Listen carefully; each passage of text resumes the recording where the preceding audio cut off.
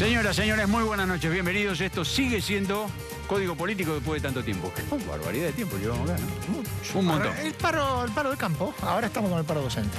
De paro, No es lo mismo, no es lo mismo. Pero arrancamos con el paro de campo. Aquel era un paro destituyente, este... Sí. No. Bueno, vamos a hablar de lo que pasó hoy. Sí, efectivamente. La CGT le puso fecha al paro. ¿Por qué vamos a hablar de 6 de abril. 6 de abril, faltan 3 semanas desde hoy. ¿Qué dijo la CTA? Paro dominguero. La izquierda dijo eso, que no es la CTA. La izquierda de la... No, no es lo mismo. Estos son los que se dicen... Pitrola. Paro dominguero, va a haber movilizaciones y marchas y piquetes de la izquierda. No de la CGT. No, la CGT no. La CTA ya había dicho que el 30 de marzo hace su propio paro, dentro de 2 semanas. Efectivamente. El calendario de paro sigue, ¿no? Va tapizando.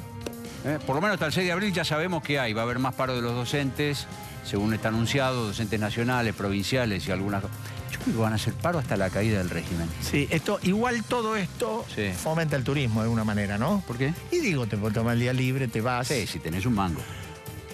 Está difícil la calle. ¿Tan mal está? Está difícil la calle. Bueno, la cuestión es que vamos de paro en paro, sí señor. Paro de la CGT, paro de la CTA. Son los temas anunciados en el día de hoy. El paro docente que viene. Y el paro docente que viene sigue y sigue con la misma fuerza que antes, con menos, con más discusiones, con menos, con reuniones de negociación y sin ellas, sigue. Para hablar de la cuestión del paro docente y de lo que hay alrededor y más allá del paro docente, que es la educación, que a veces nos olvidamos, está el ministro de Educación de la provincia de Buenos Aires, Alejandro Finocchiaro, y está también con nosotros Gustavo Yáñez, que es, digo, de los expertos en educación, qué sé yo, si no es el mejor, le pega ahí. A mí es el que más me gusta escuchar, porque es el que más entiendo. Por lo menos está en la mejor línea media. Sí, señor. Con ello vamos a estar hablando del paro, de los salarios, de la calidad educativa, de las cosas que no se hablan. No habla nadie, ni los sindicatos ni el gobierno, por ahora. Bueno, vamos a hablar con ellos de estas cuestiones. ¿Qué se está poniendo en juego en el paro? Sí, y el otro tema que también le podemos preguntar a los dos, y ahí también es el tema de que ¿cuántos años hace que no se habla de calidad o reforma educativa en la Argentina? Que no se habla y se practica. Hablar se habla siempre. Acá hemos visto en la Argentina que un presupuesto acrecentado como nunca, como fue durante los años del gobierno casi de los Kirchner. 6 puntos del PBI. Así es. Eso no derivó en mejor calidad de la educación, ni en mejor calidad de la educación pública. ¿Cómo salimos de esto? Porque, ¿qué vamos? ¿Camino a ser un país de burros finalmente? O el que tiene un peso en el bolsillo se la arregla y el que no se embroma. Me gustó lo de burro. ¿Te gustó lo de burro? Sí. Porque yo me pongo el espejo y me veo. Muy bien. Vamos a estar hablando también de algunas cosas que le han crispado las paciencias. ¿A quién? A los porteños, sobre todo, y a la gente que tiene que entrar y salir de la capital, que han sido los cortes y piquetes. Sí. Tampoco es una novedad. No. Lo que pasa es que vino con una marea, ¿no? Bueno, vino todo junto, ¿no? Yo creo que hay que pensar que en octubre hay elecciones y hay que empezar a mirar esto en esa perspectiva, ¿no? Sí, hay que viajar bajo tierra mucho, en lo posible. En lo posible. Nos acompaña Roberto Chiti, que es de uno de los profesionales de la consultora Diagnóstico Político. Sí, señor. Se especializaron, entre otras cosas, en el estudio, por lo menos en la estadística, de cortes y piquetes. En la capital, en el Gran Buenos Aires y en el país. Cuando veamos los números... No, cerramos todo, bajamos la persiana. No lo vas a poder creer del todo, Porque una cosa son las sensaciones y otra cosa son los números que refuerzan algunas y pueden modificar. Porque además hay otro detalle, uno siempre computa lo que pasa acá. Sí. Piquetes hay en muchos lados. En muchas partes. Bueno, cuando veamos los números de la consultora que hace estadísticas sobre cortes y piquetes, y nos vamos a llevar alguna sorpresita, te puedo asegurar. Si el tiempo nos da... Y nos va a dar. Vamos a hablar de 2 hombres. De 2 hombres. No vamos a decir de quién. Peronistas ellos. Dicen. Los dos dicen que son peronistas. No puedo decir que de uno estoy seguro y el otro no lo sé. No, pero los dos son peronistas. Eso sería herejía. No. Los dos son peronistas. Son peronistas, o dicen que son peronistas, bueno, no importa. Vamos a hablar de ellos. Vamos a hablar de alguien que vuelve al escenario mayor de la política de la mano de los radicales. Sí, efectivamente. Y vamos a hablar de cómo discute el gobierno qué hacer con los cortes y piquetes. Vamos, los sacamos, los ponemos, los dejamos, los corremos. Mientras tanto están. Estuvieron. Sí, mucha discusión y poca acción. Ni de la preventiva, que es la que hay que Pero hacer, y después de la otra, de la represiva, está bien, mejor no la hagamos. Quiero recordar que está en vigencia un protocolo anunciado Muy bueno. en febrero de 2016. Esta es columna de humor político, se llama. Sí, falta Bornstein. Bueno, de todo esto hablamos a lo largo de esta noche. Nos espera la gente que tiene el tema de educación en las manos, ¿sí? Así es. Ministro Finocchiaro, gracias por venir. No, por favor, gracias a ustedes. ¿Qué tal? ¿Cómo les va? Muy bien. ¿Qué tal? Estamos bien. Nosotros estamos bien. ¿Cómo están los alumnos de la provincia de Buenos Aires? Ya no digo, después hablamos de los sindicatos docentes, del ministerio, del ministro, de la gobernadora. Los alumnos. Bueno, lo que yo creo es que los alumnos de la provincia de Buenos Aires no escapan a la media de lo que es el país. La semana que viene se van a dar a conocer los resultados de la evaluación Aprender. Por supuesto. Hecha en octubre del año pasado. Octubre del año pasado. ¿Sí? En el caso de la provincia de Buenos Aires, nosotros además pedimos algunas cosas específicas que evalúen los terceros años, tanto de la primaria como de la secundaria, y yo creo que los resultados no van a ser nada para alegrarse, ¿no? Argentina nació en la escuela, la idea de argentinidad nació en la escuela en base a un pacto entre las familias y esa misma escuela y el Estado, ¿no? Y cuando Argentina fue un país grande y fuerte y sólido, era porque esa escuela era grande, fuerte y sólida. Lo que tenemos que preguntarnos es qué ha pasado en los últimos años, porque bajo el aspecto... ¿En los últimos cuántos años? Claro, porque uno eso le iba a simplifica y decir. dice en los últimos 10, 12 años, no. Parece que es otra cosa. Hace 30 o 40 años, y no voy a nombrar ningún gobierno, pero... Pero, por ejemplo, la estadística que dice que la matriculación de la escuela privada se duplicó en relación a la escuela pública, ¿en qué periodo ha sido eso? No, eso ha sido en los últimos años. ¿Qué es últimos años, perdón? Y en los últimos 10, 15 años, Gustavo, en los últimos 15 años. Pero obedece a otro fenómeno. Aquí el Estado en algún momento en la Argentina dijo, la educación está muy bien, hay que ocuparse de otra cosa, ¿sí? Y el Estado dejó de dictar las políticas públicas. En la Argentina ese lugar fue ocupado por otros actores, ¿sí? Y lo que nosotros tenemos hoy, una escuela que aparentemente es inclusiva, porque los chicos están adentro, y es una mentira, porque lo que tenemos es 12 años de chicos adentro de la escuela, aparentemente inclusiva, los chicos no aprenden, los chicos pasan. Estamos hablando de primaria y secundaria. Primaria y escuela media, secundaria. Entonces los incluimos 12 años, como sea, y los excluimos para el resto de la vida, porque los chicos, calcule usted que se recibe la mitad de los que empiezan el secundario, y de la mitad que se recibe, la mitad, por ejemplo, no comprende textos, o la mitad no puede hacer operaciones aritméticas básicas o matemáticas básicas. Entonces, lo que nosotros tenemos que repensar como país es qué clase de escuela queremos. Nosotros necesitamos una escuela que se adapte a los desafíos del siglo XXI. Si usted toma una foto hoy de la escuela, de cualquier escuela primaria, y la compara con una foto de 1917, solo cambiaron los peinados y los ropajes, ¿sí? Pero es la misma forma de enseñar y aprender. Nosotros tenemos que meter a la escuela en la modernidad. Hoy los alumnos no son los mismos de hace 100 años. Hoy los alumnos están en condiciones de producir conocimiento, guiados, tutoriados por el docente que planifica, que los lleva, ¿sí? En ese proceso de enseñanza y aprendizaje. Nosotros tenemos que ir a una escuela distinta. Pero por supuesto que lo que pasa es que para ir a eso tenemos que resolver problemas mucho más básicos que otros países, digo Uruguay, Chile o Perú, Ecuador, han resuelto.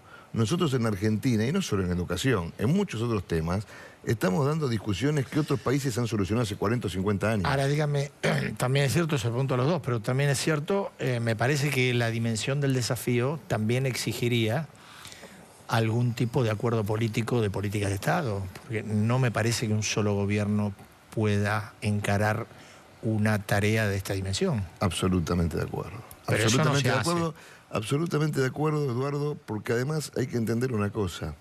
¿Qué es el gobierno de un Estado? ¿Quién es el que gobierna un Estado? La gente en general piensa que es el Poder Ejecutivo.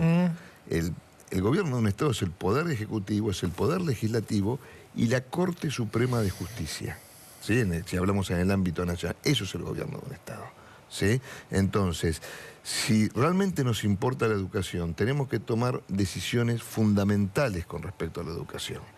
Y lo primero que tenemos que hacer es que vuelva a haber justicia educacional, que vuelva a haber ¿Qué igualdad. justicia educacional? Cuando hay igualdad de oportunidades y de posibilidades para todos. Y eso lo debe garantizar el Estado. Por supuesto que tiene que haber oferta privada, porque usted puede querer mandar a su hijo a la escuela privada, y está muy bien, por cuestiones religiosas o porque le gusta un proyecto educativo, y eso está perfecto, está muy bien, ¿sí? Que haya mucha libertad para elegir. Pero el Estado debe garantizar eso. No es raro. Uno puede decir, qué bien lo que dice Finocchiaro, ¿no? Está bastante encaminado a lo que uno cree que debería ser. Ahora, esto sucede en medio de un conflicto que empezó, no se sabe cuándo termina, que replica conflictos anteriores. ¿Cómo cree usted, Yaya, que se puede manejar esto? No, yo en general con lo que dice Alejandro coincido. Lo que creo es que la Argentina está trabada en otros lugares políticos de los cuales no puede salir, digamos, ¿no? La discusión salarial, uno dice, en algún momento hay que institucionalizar esto. En algún momento, como tiene Chile, indicadores del tipo inflación, promedio de los salarios en blanco, es decir, aplicamos todos los años un índice y seguimos discutiendo las otras cosas que tenemos que discutir, que es qué educación queremos. Entonces, yo creo que estamos muy trabados en un punto. Me parece además que estas cuestiones de Estado y políticas no las estamos pudiendo hacer. Yo abriría acá el juego en el Parlamento, otras fuerzas políticas, vería, porque si no, la sensación es que quedó encerrado el Ejecutivo contra el gremio. Y me parece que tenemos que resolver las cuestiones de funcionamiento que nos permitan abordar los problemas educativos. Si no, es este déjà vu de que todos los años volvemos a discutir lo mismo y una vez que se termina la discusión de los salarios no hablamos más. Ahora, cuando uno también puede coincidir con esto, sin duda. Ahora, cuando dice abrir el juego político, hoy hay 18, 20 provincias cuyos gobernadores le dicen al gobierno nacional, no hagan paritaria nacional porque queremos negociar nosotros con los gremios de nuestras provincias, porque el que paga los sueldos es la provincia. Ahora, resulta que cuando eso se le arma un paro al gobierno nacional por no hacer la paritaria nacional, todos los gobernadores que apoyan la posición de no hacer paritaria nacional se callan la boca. Sí, yo creo Entonces que digo, ¿con quién va a abrir el juego político? A ver, yo creo que eso habría que actuarlo en algún lado, pero me parece que, por ejemplo, el Parlamento es un lugar de fuerzas donde eso se podría actuar. Digo, lo de las provincias es cierto, digamos. Las provincias le pidieron al presidente que no negociara. Porque Sí, de la provincia hay 5 que cambiemos. Sí, el gobierno en las provincias tiene la provincia grande, pero tiene poquitas. No. Digo, las provincias no de Cambiemos también pidieron lo mismo. Claro, digamos, por eso. ¿no? Había una doble vuelta de que negociaron en la nación y después negociaron en las provincias. A mí hubo algunas provincias que ni siquiera llamaron paritarias todavía. Santa Cruz no llamó paritaria, no hay paritarias, no hay clase, por supuesto. Claro, no hay nada, digamos, no hay paritarias, digo. Hay situaciones muy... Y provincias que trabajaron muy autónomamente. Yo el año pasado trabajé en Mendoza y la verdad que trabajó muy autónomamente y resolvió el problema. No de acuerdo con el gremio, digamos, no dialogando demasiado, pero lo resolvió y este año tienen clases de vuelta, digamos. Lo que pasa es que me parece que nosotros institucionalmente tenemos que construir otro marco de negociación. O sea, la verdad es que yo lo veo a Alejandro, la veo a la gobernadora, digo, peleando contra un gremio que dice no traigan otra propuesta, traigan otra propuesta. La verdad es que la sociedad espera que los pibes vayan a la escuela, o sea, los pibes pierden mucho. Las vacaciones de un pibe de los sectores más pobres es mucho peor que las vacaciones de un pibe de los sectores más ricos. Sí, no hay cine, no hay teatro, no hay libros, no hay nada, digamos, ¿no? Entonces, esta sensación de debilidad que uno siente de van a tener que hacer un esfuerzo, van a tener que... y todo lo demás lo miramos por televisión, es muy fuerte, ¿no? Yo creo que en algún lado hay que abrir la discusión y el juego, ¿no? Ahora, hay conciencia, hay conciencia, digo, uno le puede endilgar la responsabilidad que la tiene, en este caso, al Poder Ejecutivo, al Poder Provincial. Del lado gremial, ¿hay conciencia de esto? Yo digo, a ver, voy a decir una cosa antipática, pero la verdad, cuando uno se fija, SUTEBA, el principal gremio de la provincia de Buenos Aires, que maneja Roberto Badel, su pelea interna es con una dirigente del Partido Obrero.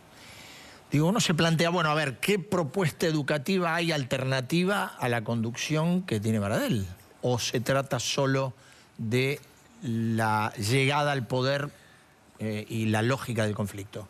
Es que fíjese una cosa, perdón. Dale. Yo cuando veo a los gremialistas en la televisión, si usted se ve, por ejemplo, se jactan de cuántos paros han hecho en los últimos 10, en los últimos 15 o en los últimos 30 años, ¿sí? Como si eso fuese un activo en sus carreras, que ciertamente lo ha sido. ¿Por qué?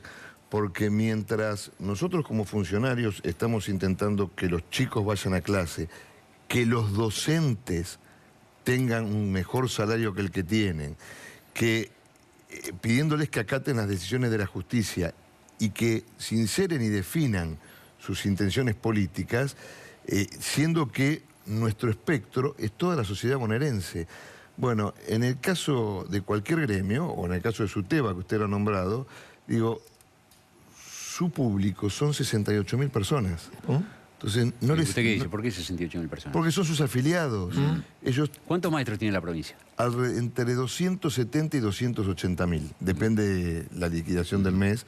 Por ejemplo, agosto es un mes, como hay gripe, qué sé yo, que sube.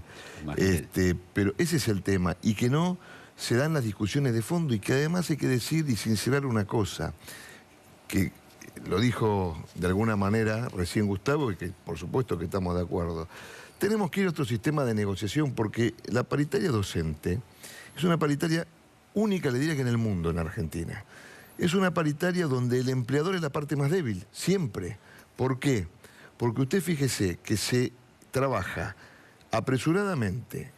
Ningún gremio quiere hablar en serio antes de febrero porque saben que hay una fecha cierta que tiene que terminar. No hay paritarias en la Argentina con fecha cierta, no hay ninguna otra. Y como la contraprestación que los gremios conceden graciosamente al Estado cuando el Estado acuerda, ¿cuál es? El ejercicio de un derecho constitucional.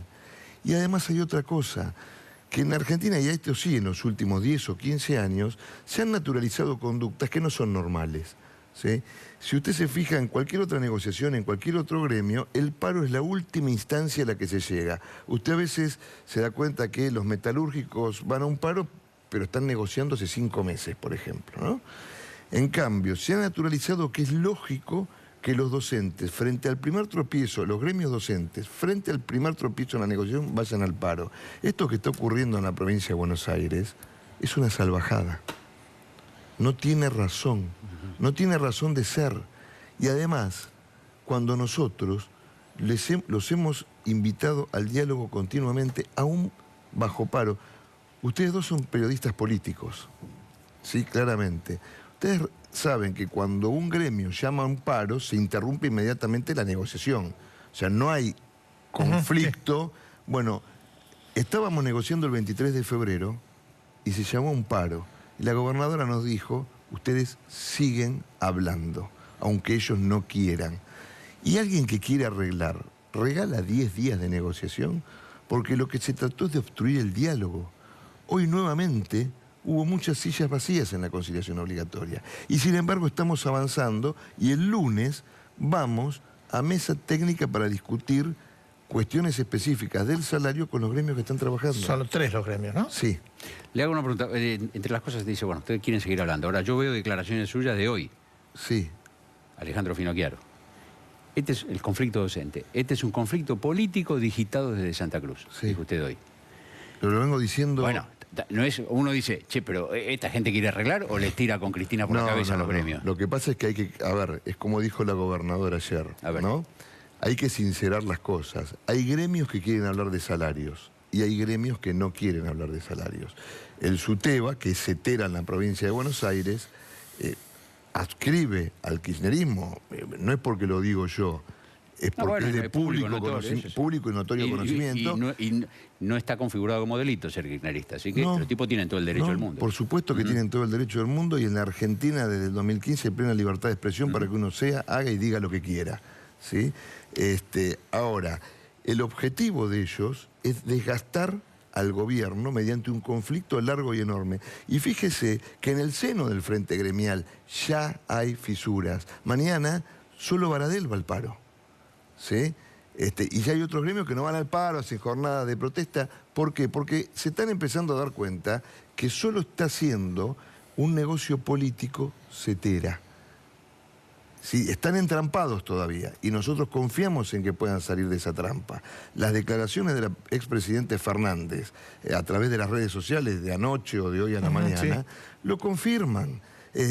Han tratado de ocultarla, ¿sí? Y sin embargo está en su naturaleza y sale y dice las cosas que acaba de decir. Un paro docente nunca es bueno.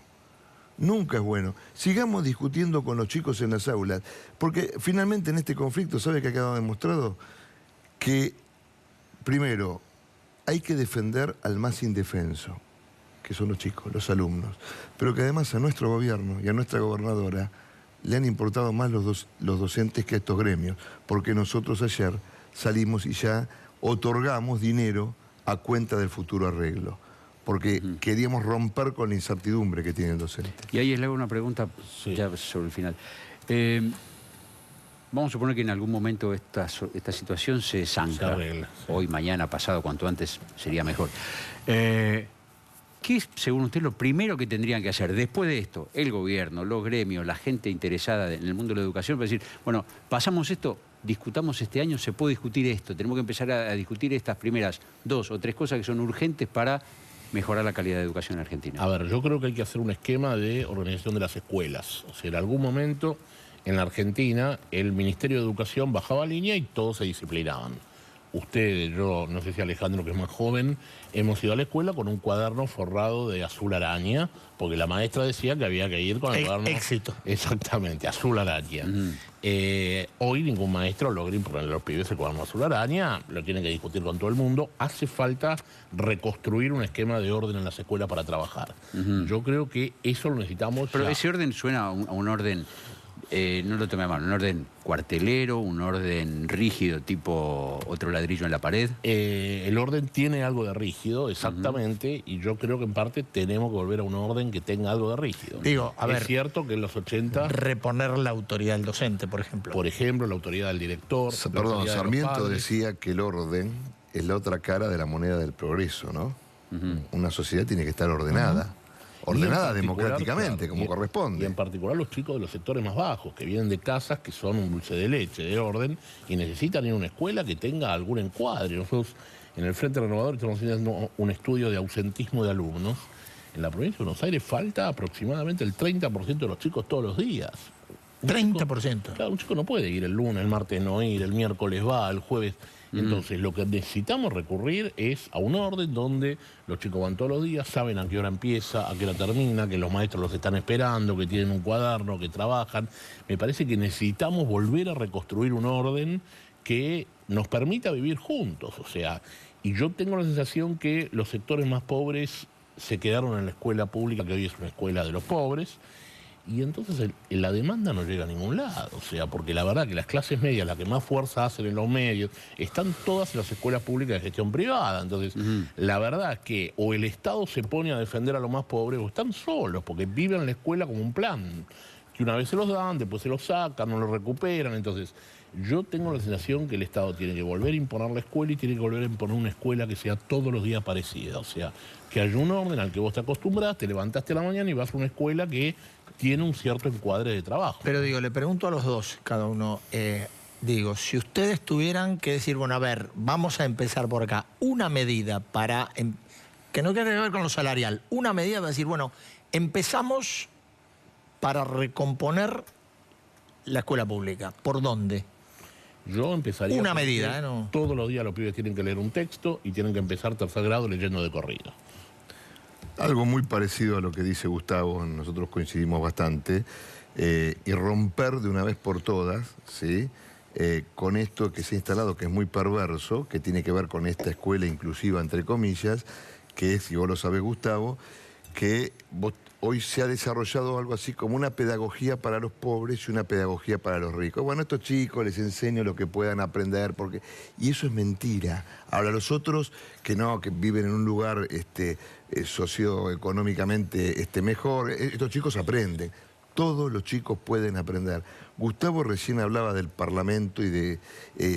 yo creo que nosotros, y Gustavo representa un sector político, sí, claramente, yo represento a otro, nosotros tenemos que juntarnos, Gustavo, y proponer en el Parlamento todas las leyes que hagan falta para que la escuela de gestión estatal salga de la decadencia y vuelva a ser la escuela que queremos. Y todas las leyes son todas.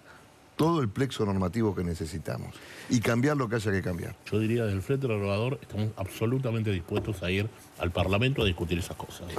Trabajemos. Gracias a los dos. Bueno, Vamos a ver cómo sigue la historia para los chicos. Venimos enseguida, seguimos en Código.